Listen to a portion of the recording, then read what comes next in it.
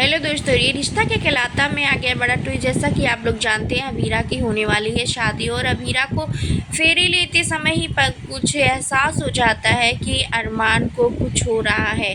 लेकिन अभीरा नहीं यहाँ पे कुछ भी करती है और वो सोचते हुए फेरा लेती रहती है। तब यहाँ पे तान्या बोलती है कि पहले ही फेरे में ये हालत है, आगे पूरी ज़िंदगी पता नहीं क्या होगा। और इधर अरमान के सर पर झूमर गिर जाती है, जिसकी वजह से उसके सर में लग जाती है चोट। जी हाँ दोस्तों, उसके सर में चोट लग जाती है और ये अभीरा देख लेती है, लेकिन उसको ये नहीं पता होता है कि बहुत तेज चोट लगी है। और ये सब कुछ देखने के बाद दादी सा पंडित जी से कहती है कि आप फेरे करवाते रहो पंडित जी। और इधर तभी अरमान सोच रहा होता है कि मैं यहाँ पर अभीरा की लाइफ और ज़्यादा डिस्टर्ब नहीं करना चाहता, मुझे यहाँ से जाना ही होगा।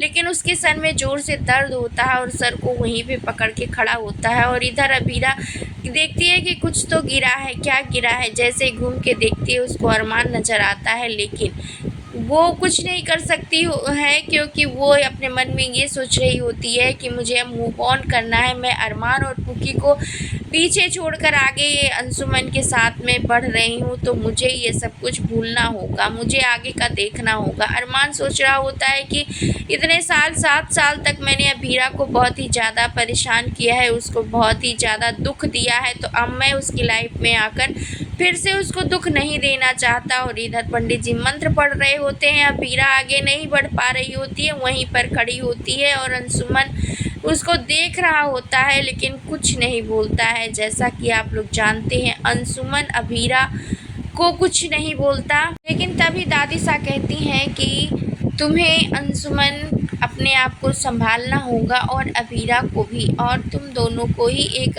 नए रिश्ते में बंधना है, तो एक नई जिम्मेदारी भी उठानी है। ये सब कुछ दादी कहते हुए नजर आएंगे।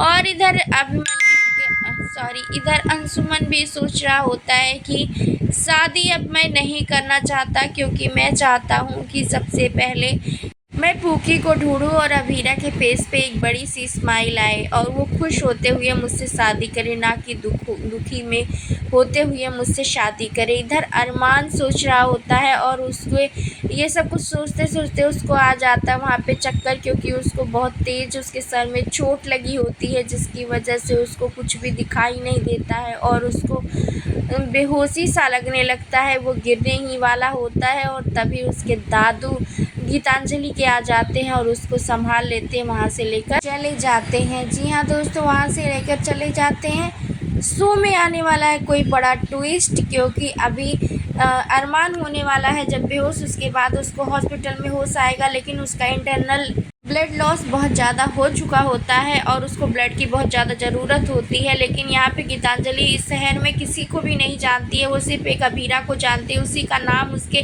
ध्यान में आता है और वो तभी अभीरा को फ़ोन करेगी, अभीरा से मदद मांगेगी। और अभीरा, अब देखना इंटरेस्टिंग होने वाला है, क्या अभीरा मदद करेगी अरमान की या नहीं। आप अपनी राय हमें कमेंट के जरिए ज़रूर बताएं। हमारे चैनल पर नए हैं तो लाइक शेयर सब्सक्राइब करना, बेल आइकन दबाना बिल्कुल ना भूलें दोस्तों।